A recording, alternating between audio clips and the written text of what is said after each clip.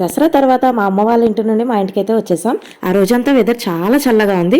అన్ఎక్స్పెక్టెడ్గా మా ఇంటి ముందు ఆంటీ మా కోసం వాళ్ళ చైన్లో నుండి కంకులు అయితే తీసుకొచ్చేసింది. మేమైతే ఒలిచి గోలించుకుందామని అనుకున్నాం. బట్ మా అత్తయ్య నేను బొగ్గులు రెడీ చేసి నిప్పుల మీద కాల్చిస్తానని అన్నది.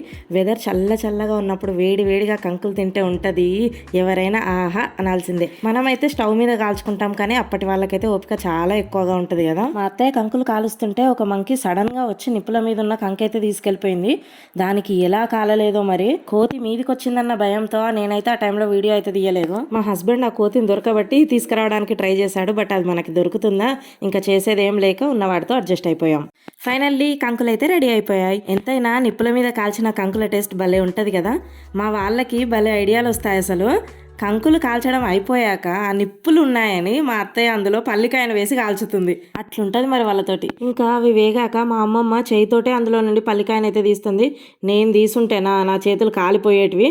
అంతే కదా, వాళ్ళు మనంతా డెలికేట్గా ఉండరు మరి. మేమైతే కంకులు కాల్చుకున్నప్పుడల్లా ఇలా ఒక బౌల్లో కారం, ఉప్పు అండ్ ఆయిల్ వేసి కలుపుకొని కంకి గింజలు ఒల్చుకొని ఈ కారం కాంబినేషన్తో తింటే చాలా బాగుంటుంది. మా ఇంట్లో అందరికీ ఇలా తినడం చాలా ఇష్టం. మీకెవరికైనా ఇలా తినడం ఇష్టమా? ఇష్టం ఉంటే కామెంట్ చేసేయండి. తెలియని వాళ్ళు ట్రై చేయండి. బాయ్.